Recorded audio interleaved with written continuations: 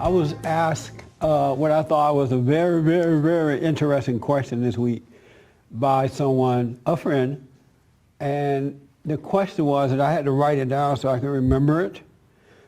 He said, how do you go from agreeing with forgiveness to actually believing into it so that it can actually work?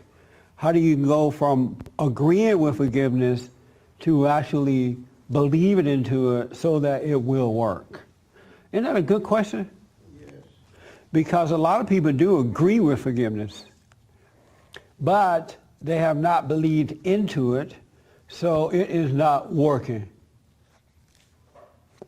Everybody and their mama agree with it. They believe about it, but most people have not believed into it, and that's why it's not working. And he wanted to know, how do you do that? I'm like, wow, what an excellent question. The primary hang-up with mankind is unforgiveness.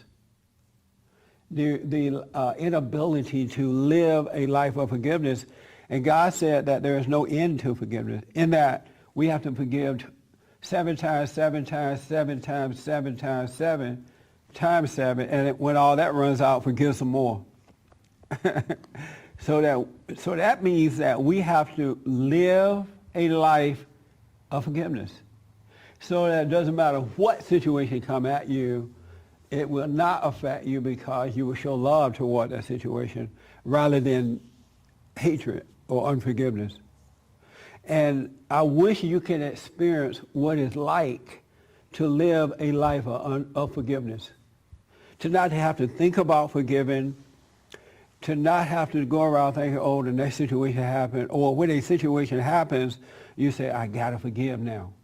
You know, you just live it. It's just who you are, just like anger is who you are. And so when a situation comes, you're quick to get angry, right? That's how forgiveness operates, when anger is gone. And so, how many of you have a problem with forgiveness, but you agree with it?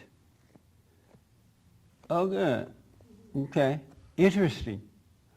And let me go right here. You agree with forgiveness, right? That you should forgive. Yes.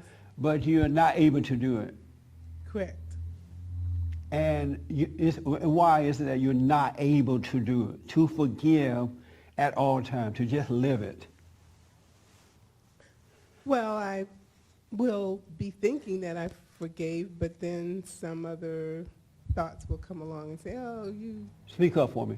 Some other thoughts will come to me and say I didn't really. So you'll be thinking that you have in your mind that you have forgiven, right? But then a situation will come and you realize you haven't. Yes. You find yourself overreacting to it? Right. Oh, okay. Right. And what made you think that you have forgiven then? Why did you think prior to the next situation that you have forgiven? Because I seem to be doing okay with the way things turned out. But then all of a sudden it's like a flare-up, and you just think, yeah, oh, that person. That's true. And then once you judge again, what are you thinking? I'm thinking, oh, you're not better. You know, I think of myself as not being better. As not forgiven. Right. Oh, okay. Right. So what's the hang-up, you think? I guess the hang-up is just in letting it go. Right. Why can't you just let it go? When you think about it, when you're at home all alone, or you just got mad at someone or yourself, and you think about, wow, I don't forgive, I haven't forgiven. What is the hang-up that you won't let it go? I think it's just more the thoughts. If you know the truth, but you're not living it, you just know it. It's like empty knowledge. Knowing the truth makes you free. Living a life of forgiveness heals your whole body, mind, and soul. When you know it, it changes everything. But if nothing is being changed, you're still the same old angry person. You're still insecure. But yet you got both answers. That should be the clue. Like, if I have both answers, how come I'm not doing it? How come I'm still, angry or insecure or unforgiving if I know both answers?